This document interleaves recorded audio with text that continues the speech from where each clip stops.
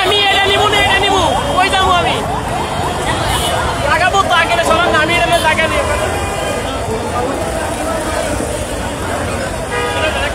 একটা কারো দেন না, একজনের সাথে দেন, আমাদের সব আমাদেরই একজনের সাথে দেন।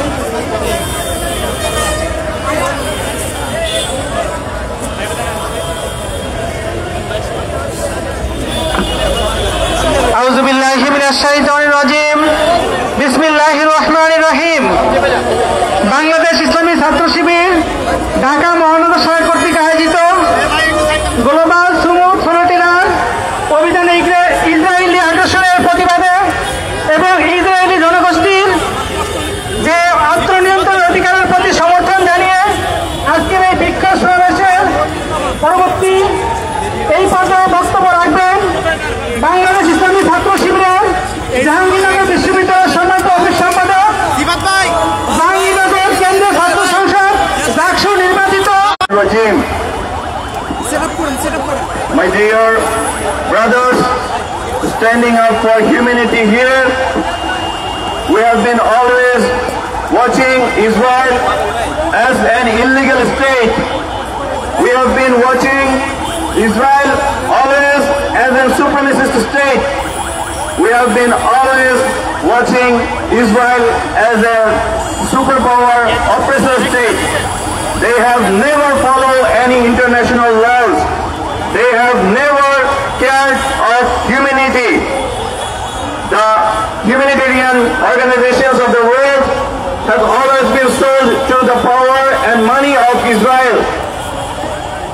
The ironic part is, despite becoming an oppressor and tyrant state, they have always played the role of victim. They always try to say that the Muslims are the terrorists. But we want to say this loud and clear: Muslims are not the terrorists.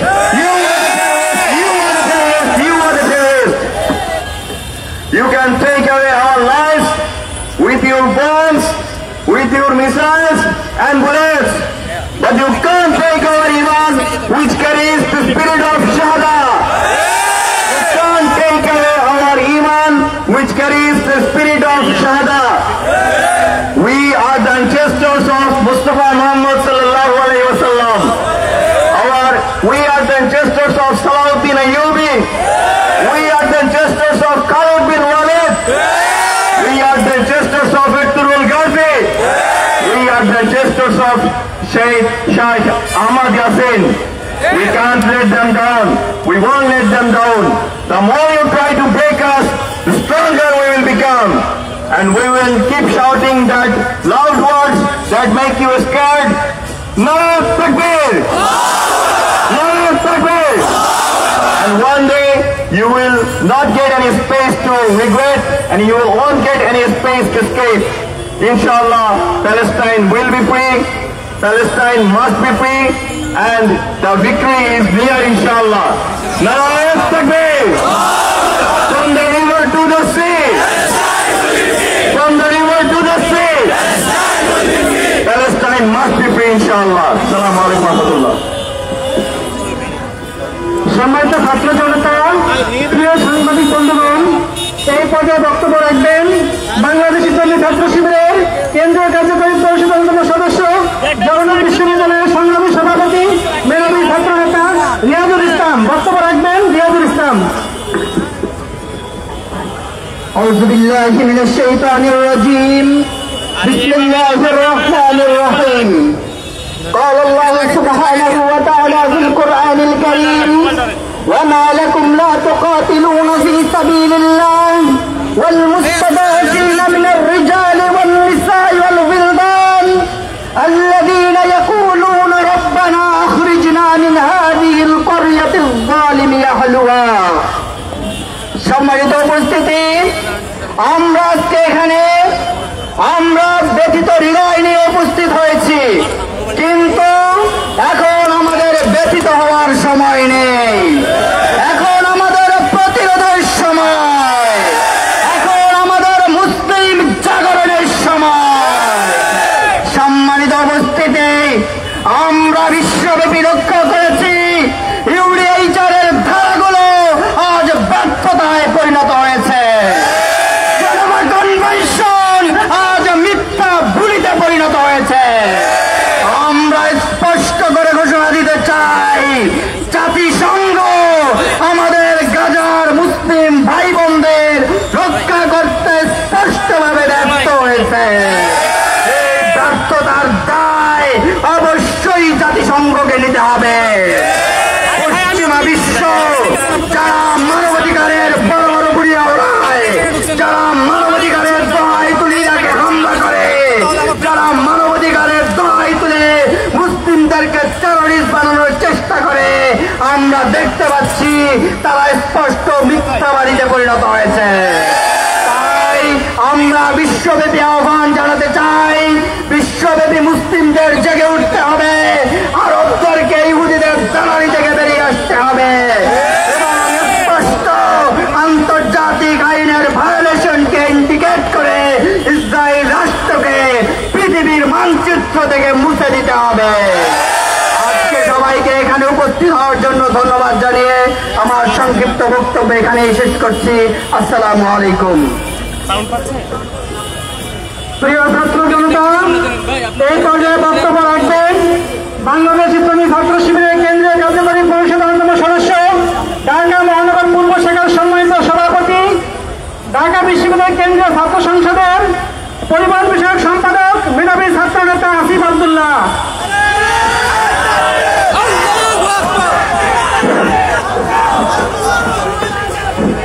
বিসমিল্লাহির রহমানির রহিম। সংগ্রামী উপস্থিতি, পশ্চিমাদের সভ্যতার মুখোশ খুলে পড়েছে। যারা বন্য প্রাণীদের অধিকার নিয়ে সমুদ্রের তলদেশে জীববৈচিত্র্যের অধিকার নিয়ে যারা আমাদেরকে তালিম দেয়, তাই ফিলিস্তিনে হাজার হাজার জলজন্ত মানুষকে হত্যা করার সময় নির্লজ্জ নীরবতা পালন করছে।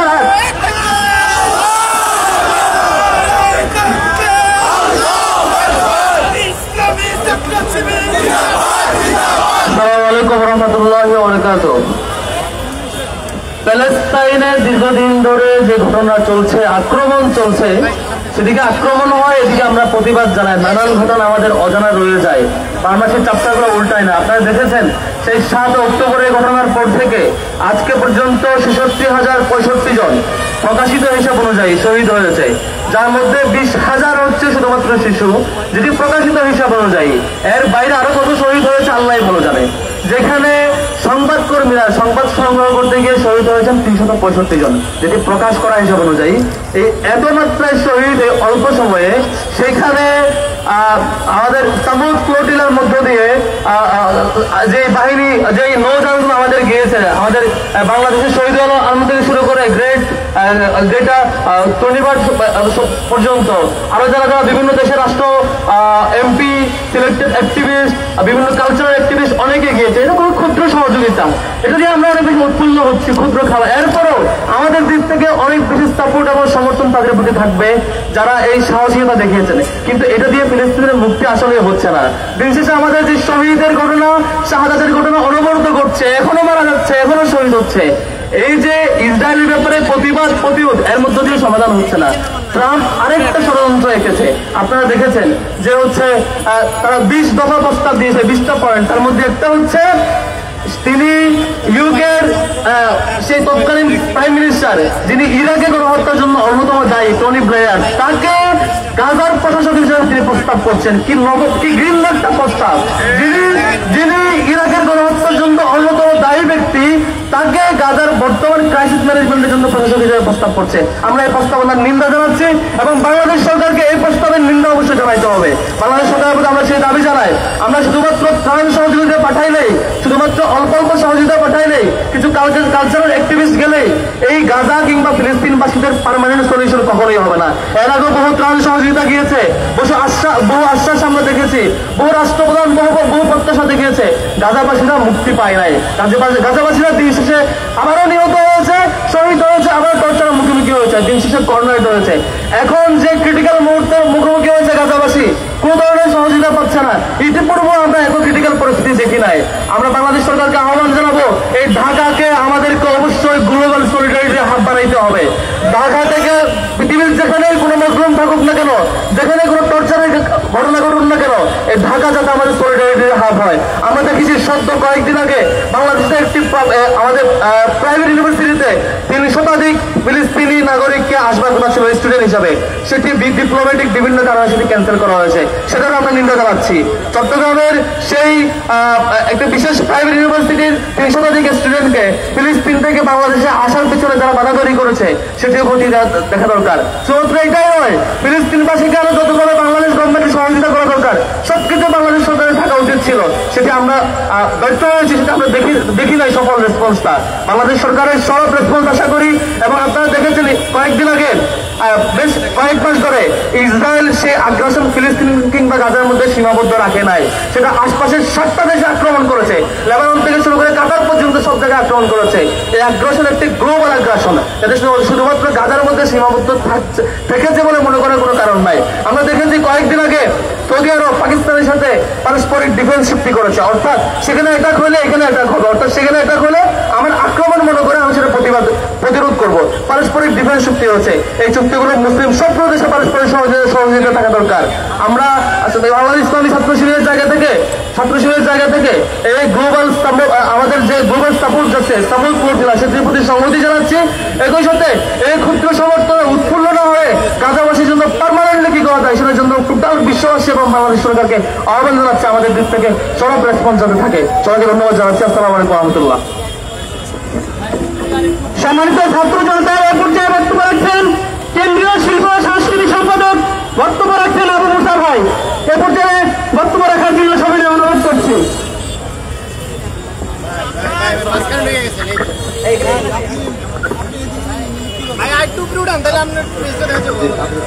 আউযু বিল্লাহি মিনাশ শাইতানির রাজীম। বিসমিল্লাহির রহমানির রহিম। সম্মানিত উপস্থিতি, আপনারা যদি ইতিহাস পড়ে থাকেন তাহলে দেখবেন যে এই ফিলিস্তিনের এবং ইসরায়েলের যেই ঘটনাটা, এই ঘটনাটা মূলত পশ্চিমা বিশ্ব ইচ্ছা করে বাঁধিয়ে রেখেছে। পশ্চিমা বিশ্ব মুসলিমদের সাথে সবচাইতে বড় বিশ্বাস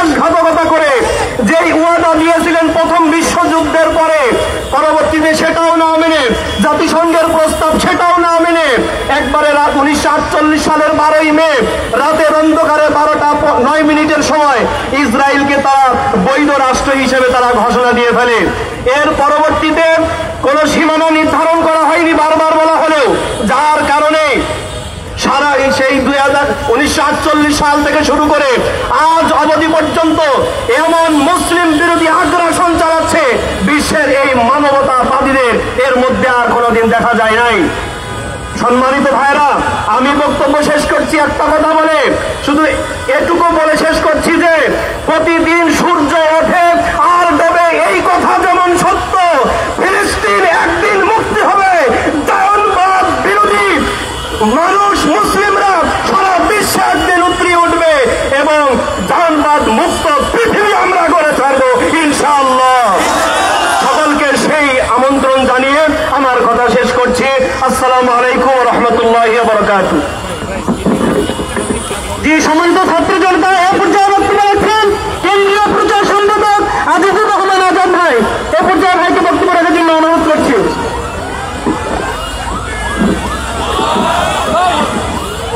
আউযু বিল্লাহি মিনাশ শাইতানির রাজীম। বিসমিল্লাহির রহমানির রহিম।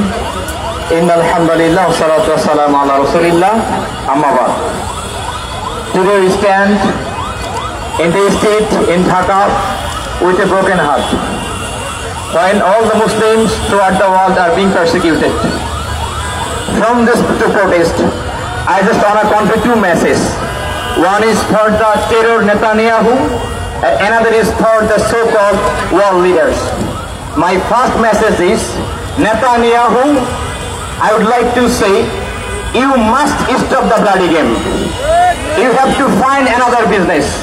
If you quit all your people, all your money, all your research, and all your nuclear weapons, it is not possible for any miscreant, it is not possible for any terror like you.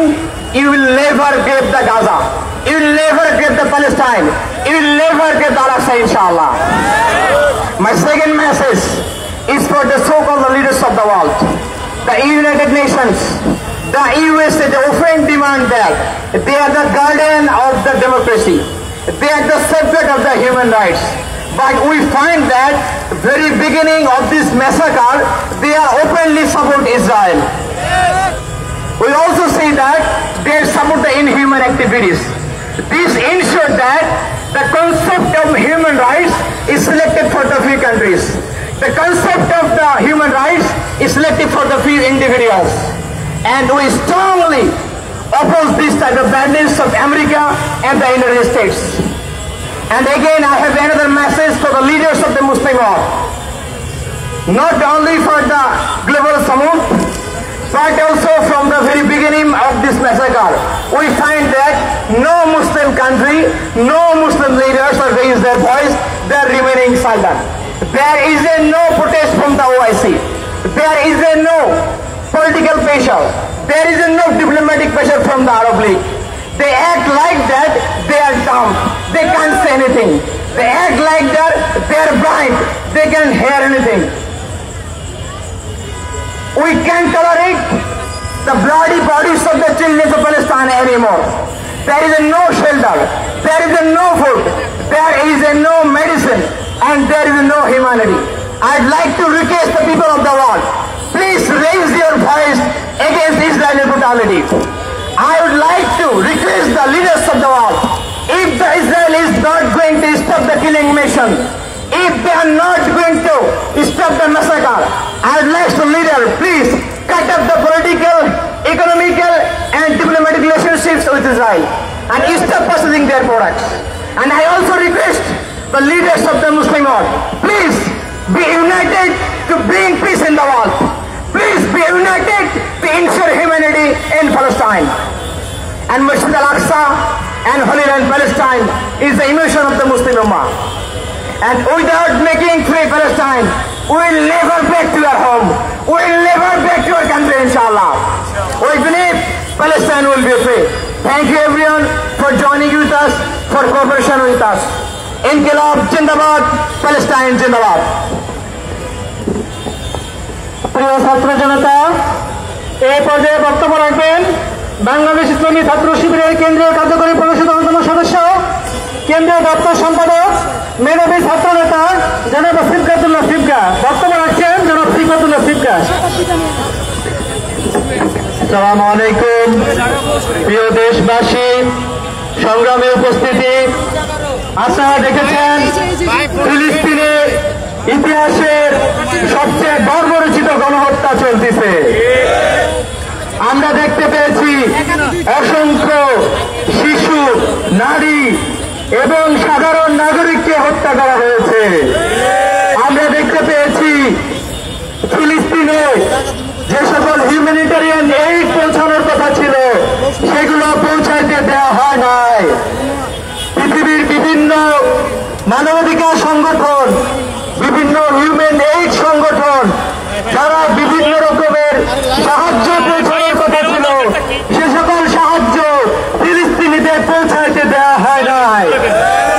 আমরা দেখতে পেয়েছি এই সকল মানুষদের চিকিৎসা পাওয়ার যে অধিকার ছিল এই অধিকারকে খর্ব করা হয়েছে। এই সকল মানুষদের খাবার পাওয়ার যে অধিকার ছিল সে অধিকারকে খর্ব করা হয়েছে। এই সকল মানুষদের মানবাধিকারকে খর্ব করা হয়েছে। আমরা বিশ্বব্যাপী এই বর্বরচিত গণহত্যা এবং এ ধরনের অ্যাক্টিভিটিসের বিরুদ্ধে আমরা বিশ্বব্যাপী অবস্থান গ্রহণ করছি, ধিক্কার জানাচ্ছি।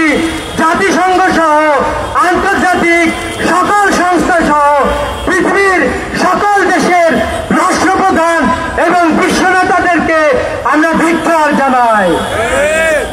আমরা দেখতে পেলাম, আমরা চেয়েছিলাম পৃথিবীর সকল রাষ্ট্রপ্রধানরা তাদের সকল শক্তি দিয়ে ফিলিস্তিনের পক্ষে দাঁড়াবে, কিন্তু আমরা দেখতে পেলাম মাত্র কিছু মানুষ পৃথিবীর বিভিন্ন এলাকা থেকে যারা ফিলিস্তিনের সাথে সলিডারিটি করার জন্য যারা সেখানে গিয়েছে, সলিডারিটি ঘোষণা করার জন্য, আমরা দেখতে পেয়েছি তাদেরকেও সেখানে প্রবেশ করতে দেওয়া হয় নাই।